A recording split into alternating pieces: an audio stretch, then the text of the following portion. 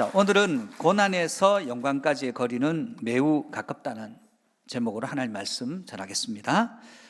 여러분, 세종문화회관 예술의 전당에서 공연들이 많이 열립니다. 연극, 뮤지컬, 그 다음에 무슨 다양한 공연들이, 음악 공연들이 열려요. 그런데 연극에는 대본이 있죠. 대본을 외워서 하면 됩니다.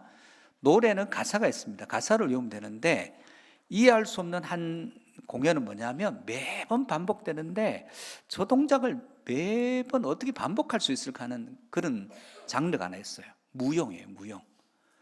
뭐 목소리가 나오는 것도 아닌데 몸짓으로 표현해요. 제가 이해가 안 돼서 전문 무용사가 한번 물어봤습니다. 당신들은 대본도 없고 가사도 없는데 어떻게 저 동작들을 다 따라갑니까? 질문했더니 그분의 대답이 이랬어요.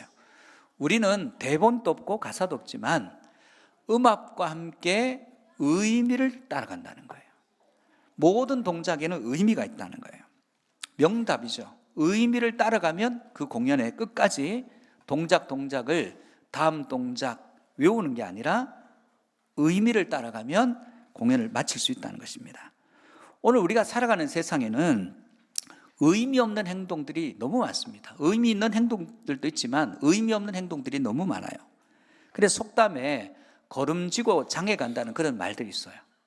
걸음지고 장에 가는 행동, 왜 가는지도 모르고 그냥 따라가는 행동들은 의미 없다는 그런 이야기가 되겠습니다. 오늘 우리 인생에도 의미 있는 삶을 반복했던 믿음의 사람들에 대한 이야기가 오늘 11장에 나옵니다. 이들의 공통적인 특징은 반드시 고난이 있다는 거예요. 그 고난을 통해서 고난을 견딤으로 마지막에 하나님의 영광을 받다는 공통점들이 있습니다. 그렇다면 우리 인생에 반드시 있는 이 고난이 우리에게 주는 의미들이 무엇일까요? 첫 번째, 성도가 고난의 의미를 찾으면 길을 잃지 않는다는 거예요. 고난의 의미를 찾으면 길을 잃지 않습니다. 바둑의 복기라는 게 있어요. 바둑판 위에 수많은 돌들이 있지만 저것을 다 치우고도 프로 전문 기사들은 다시 이전에 뒀던 대국의 돌들을 어김없이 그 자리에 놓습니다. 왜냐하면 프로들의 세계에서 의미 없는 돌은 하나도 없어요. 그래서 의미를 쫓아가면 저 돌을 다 치우고도 처음부터 끝까지 저 돌을 놓아갈 수 있다는 것입니다. 바둑 돌에도 의미 있는 돌이 있고 의미 없는 돌이 있다면 우리 신앙에도 의미 있는 행보들이 있고 의미 없는 행보들도 분명히 있다는 것입니다. 여러분의 삶에는 얼만큼 의미 있는 삶을 놓아가고 있는지 한번 점검해 봐야 됩니다. 오늘 본문 1절에서 3절의 말씀 우리가 읽었습니다. 믿음이라는 이야기예요. 모든 세상은 믿음으로 돌아갑니다. 신뢰가 있는 사회를 선진사회를 하고요, 신뢰가 무너진 사회를 후진사회라고 합니다. 우리가 신용으로 카드를 긁고 핸드폰으로 결제를 하는 이 모든 게 서로 간에 신뢰가 있어야 가능합니다. 우리가 택배를 갖다 놓으면 그 물건이 누가 훔쳐가지 않고 그대로 집 문 앞에 있다는 것을 어떻게 신뢰할 수 있어요? 서로 간에 상호 신뢰가 있을 때 거기에 에너지 낭비가 적고 엄청난 시간의 낭비를 줄일 수 있어요. 효율적인 사회가 됩니다.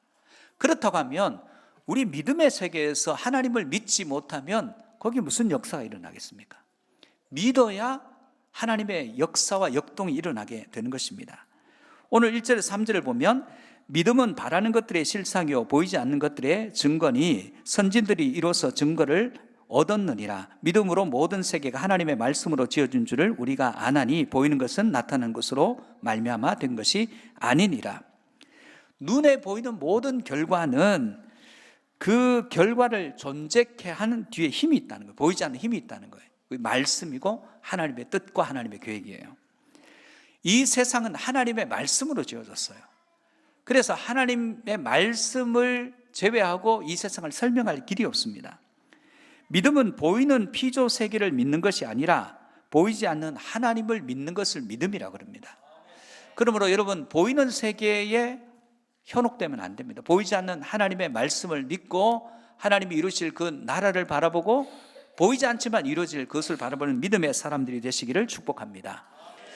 예배도 제사라 그러잖아요. 과거에는 이 제사에도 의미가 있어요. 의미 있는 행동과 의미 없는 행동이 있습니다. 오늘 본문 4절의 말씀입니다. 믿음으로 아벨은 가인보다 더 나은 제사를 하나님께 드림으로 의로운 자라 하시는 증거를 얻었으니 하나님이 그 예물에 대하여 증언하심이라. 그가 죽었으나 그 믿음으로써 지금도 말하느니라. 가인과 아벨이 똑같이 예배를 드렸습니다. 제사를 드렸습니다. 가인의 제물은 농사한 것을 드렸고 아벨은 양으로 드렸어요. 짐승으로 드렸습니다. 근데 형식이 중요한 게 아니에요. 뭘로 드리냐 중요한 게 아니라 중요한 것은 어떤 마음으로 이 예배를 드렸느냐, 그것이 중요합니다. 예배에서 가장 중요한 것은 형식이 중요한 것이 아니라 어떤 마음으로 드리냐는 것이 중요한 겁니다. 많은 사람들이 형식에 빠져 있어요. 그러나 실제로 중요한 것은 우리의 중심이 하나님께 어떠한 마음과 태도로 예배에 참여하냐 하는 것이 중요하다는 것입니다. 믿음은 자신을 향한 의미라기보다는 하나님을 향한 의미예요. 이 예배가 하나님께 어떤 의미가 있느냐는 거예요. 여러분, 예배는 하나님이 받으시기에 의미가 있어야 됩니다. 그래서 중요한 것은 그 예배가 하나님께 받아들여지느냐 안 받아들여지느냐, 중요한 것은 하나님께 어떤 의미가 있냐는 거예요. 믿음은 현재적으로 살아있는 거예요. 아벨의 믿음은 지금도 살아가서 온전한 예배, 하나님이 기뻐하신 예배가 무엇인지를 우리에게 보여주시는 것입니다. 그렇다면 하나님과 동행한다는 것은 어떤 의미일까요? 본문 5절에 믿음으로 에녹은 죽음을 보지 않고 옮겨졌으니 하나님이 그를 옮기셨으므로 다시 보이지 아니하였느니라. 그는 옮겨지기 전에 하나님을 기쁘시게 하는 자라 하는 증거를 받았느니라. 자, 에녹은 하나님의 기쁨이 되기를 원했어요. 나의 기쁨이 아니라 하나님이 어떻게 하면 기뻐하실까? 하나님의 기쁨이 되기를 원했습니다. 동행한다는 것은, 하나님과 동행한다는 것은 한마디로 말해서 하나님과 같은 방향으로 같은 속도로 걷는다, 그런 의미예요. 내가 걷고 싶은 방향과 속도가 있는데 그 방향으로, 그 속도로 가면 안 된다는 거예요. 하나님이 원하시는 방향, 그 방향으로 하나님이 원하시는 속도로 걷는 것을 의미합니다. 에녹은 무엇을 하든지 하나님의 방향으로 갑니다. 그리고 하나님의 속도로 걷기 시작하다는 거예요. 그래서 하나님이 그를 사랑하시고 그를 기뻐하세요. 성경 마가복음 1장 11절에 보면 예수 그리스도께서 세례태에서 올라오실 때 하늘에서 음성이 들려요. 하늘부터 소리가 나기를 너는 내 사랑하는 아들이라 내가 너를 기뻐하노라 하시니라. 하나님이, 창조자 하나님이, 구속주 하나님이 예수님을 보면서 사랑하는 자, 기뻐하는 자, 그렇게 말씀하세요. 왜 하나님께서 예수님을 사랑하고 기뻐하십니까? 지금 이 세례태에서 올라오시면서 죄인이 되시고 이제 공생애를 시작하십니다.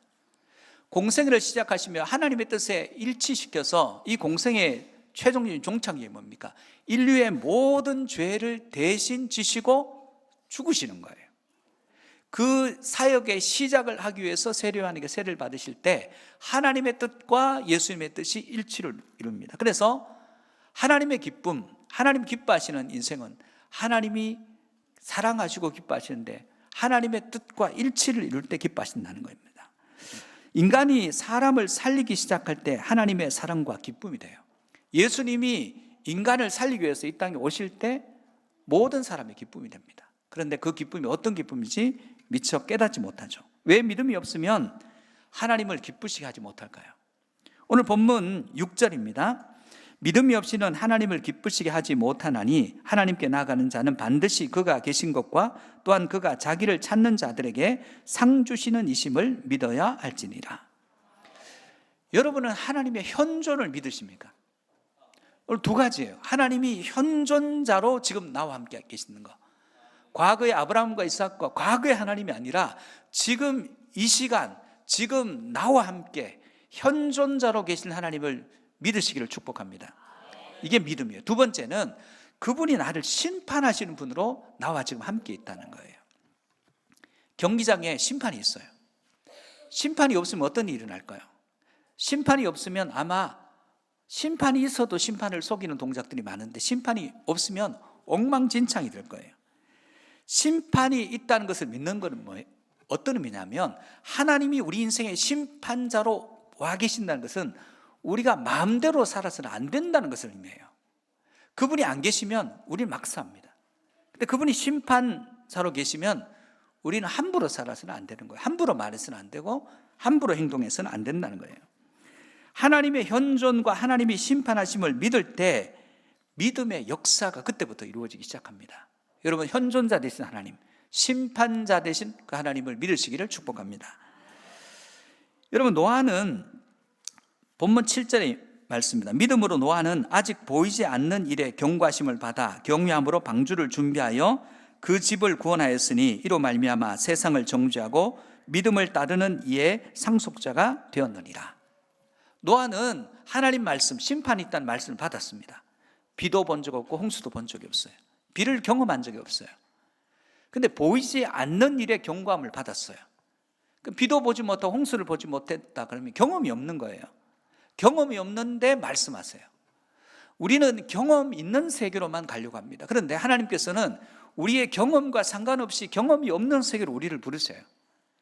그때 우리가 하나님의 말씀을 믿으면, 그 말씀을 믿으면 그 방향으로 갈 수 있게 되는 것입니다.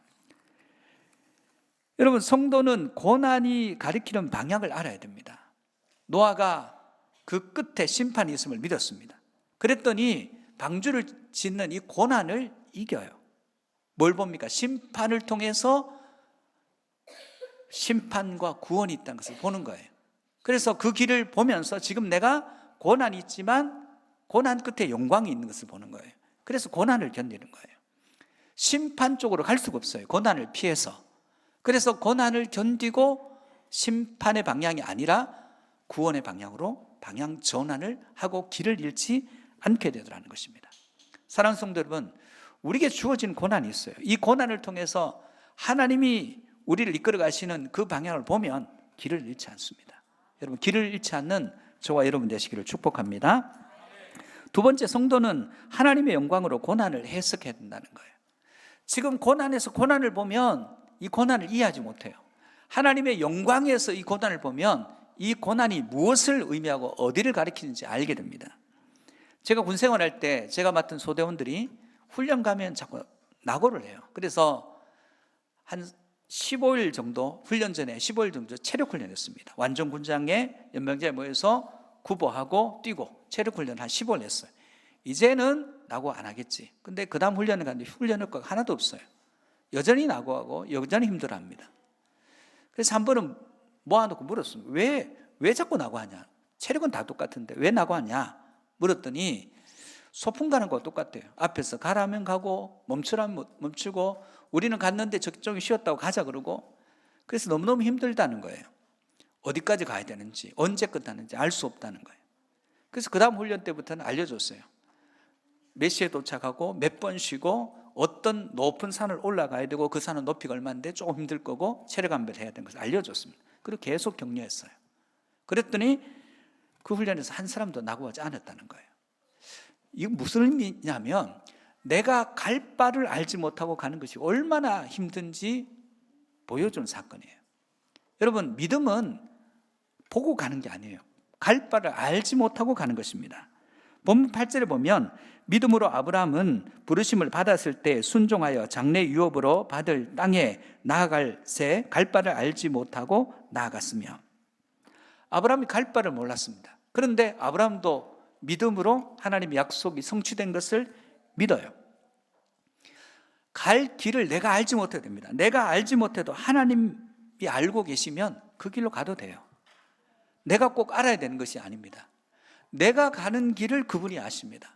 그러면 그분을 믿고 그 길을 걸어갈 수 있습니다. 그분을 믿지 못하면 못 갑니다. 나의 가는 길을 그분이 인도하심을 믿고 그 길로 걸어갈 수 있는 저와 여러분이 되시기를 축복합니다. 9절의 말씀입니다. 믿음으로 그가 이방의 땅에 있는 것 같이 약속의 땅에 거류하여 동일한 약속을 유업으로 함께 받은 이삭 및 야곱과 더불어 장막에 거하였으니, 장막에 거했다는 것은 거처가 임시 거처라는 거예요. 불분명하다는 그런 의미입니다. 그들은 약속의 땅에 있지만 약속한 것을 아직 성취하지 못했어요. 여러분, 집을 짓는 사람이 집을 짓는데 집 짓는데 옆에 텐트에 임시로 삽니다. 그러면 불안해하지 않습니다. 왜냐하면 집을 짓고 있기 때문에. 여러분, 제가 군에서 그 경험을 했어요. 새로운 막사를 짓고 있는데 텐트에서 한 석 달 동안 거했던 적이 있어요. 임시 거처예요. 여기서 영원히 사는 것 아니에요. 저기로 옮길 거예요. 그래서 여기 있는 것이 약간 불편하긴 하지만 그러나 저기 짓고 있는 저 막사로 들어갈 거 생각하니까 그렇게 어렵지가 않았어요. 아브라함은 어떻게 그 불확실한 길을 끝까지 걸을 수 있었을까요? 본문 10절에 보면 이는 그가 하나님이 계획하시고 지으실 터가 있는 성을 바랐습니다. 그 바라보는 거예요. 믿음의 눈을 열고 하나님 말씀을 전적으로 믿으니까 그게 보여요. 그래서 고난을 이기고 그 길을 영광에서 고난을 보는 거예요. 아무리 극한 고난 속에서도 목적지가 보이고 의미를 가지면 견딜만 해요.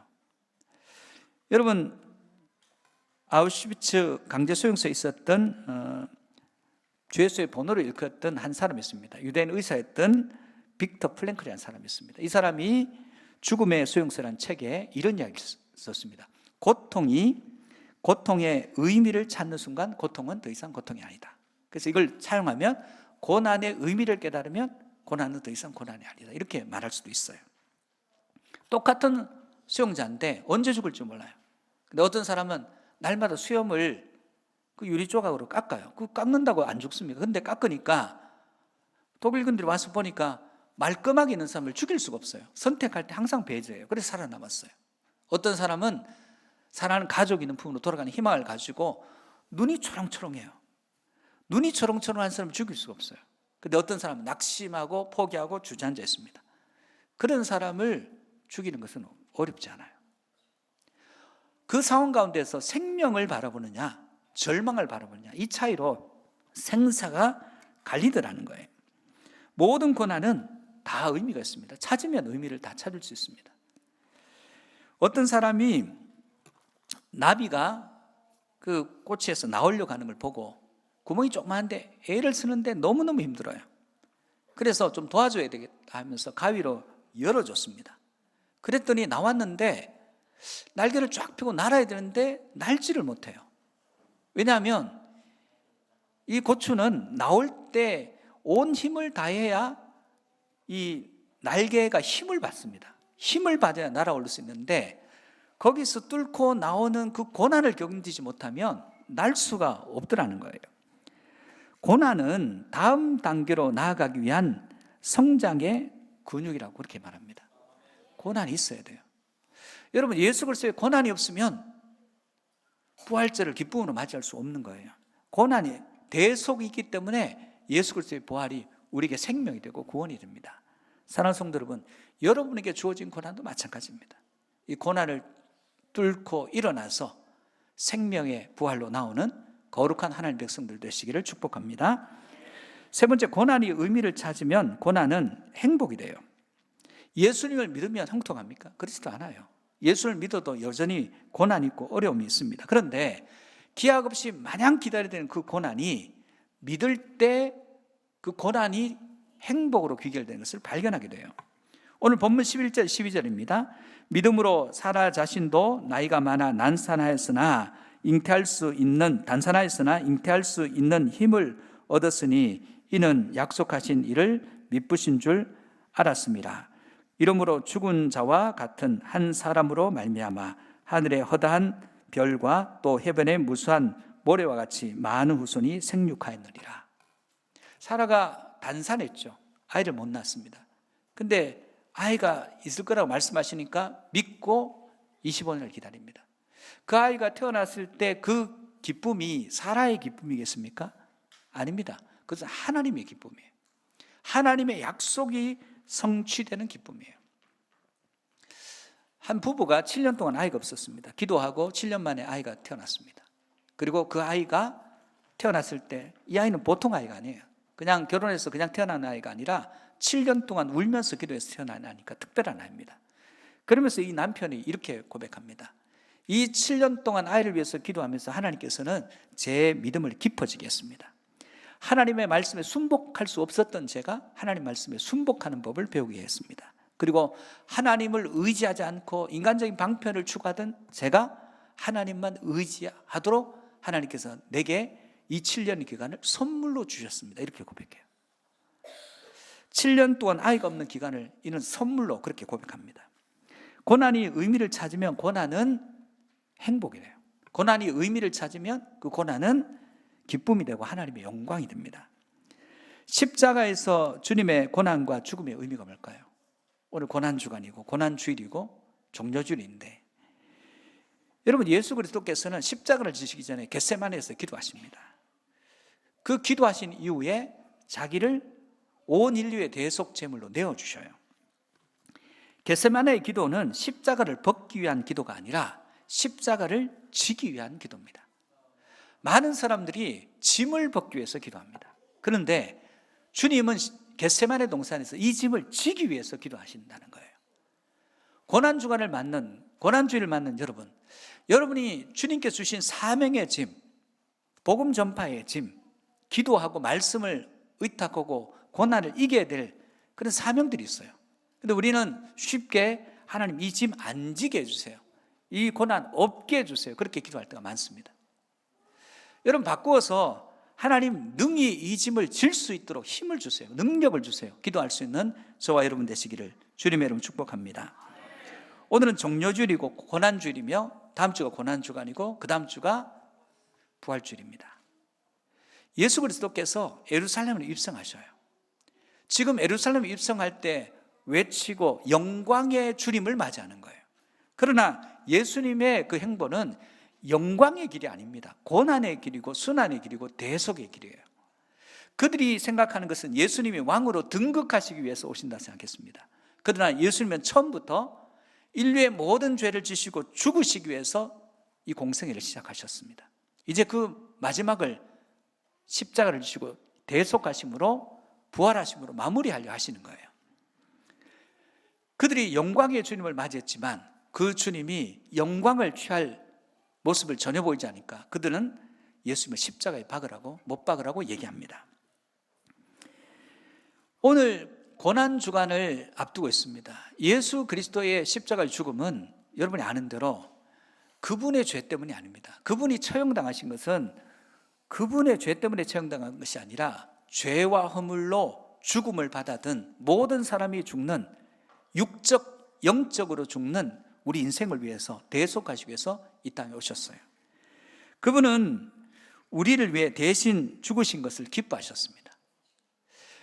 여러분, 그분은 우리를 위해서 대신 십자가를 지신 것을 기뻐하셨습니다. 주님만 기뻐하신 것이 아니라 하나님이 인류의 모든 죄를 대신 지시고 예수님이 십자가를 지시고 죽으시는 것을 기뻐하셨어요. 왜 그렇습니까? 여러분을 사랑하고 기뻐하시기 때문에 그렇습니다. 그렇다면 우리에게 주어진 고난이 있습니다. 주님의 고난이 있고 우리의 고난이 있습니다. 우리의 그 고난을 기뻐할 때, 그리고 우리의 고난이 사람을 살리는 생명력을 일으키는 고난이 될 때 하나님은 우리를 사랑하고 우리를 기뻐하시더라, 그런 의미입니다. 사랑하는 성도 여러분, 주님께서 우리를 위해서 살리시는 것을 기뻐하셨습니다. 우리도 고난 받으면 내 고난이 다른 사람에게는 생명이 되고, 내 고난이 다른 사람에게는 믿음의 역사가 되고, 내 고난이 다른 사람에게는 이정표가 되는 그러한 고난이 될 수 있기를 주의 이름으로 축복합니다.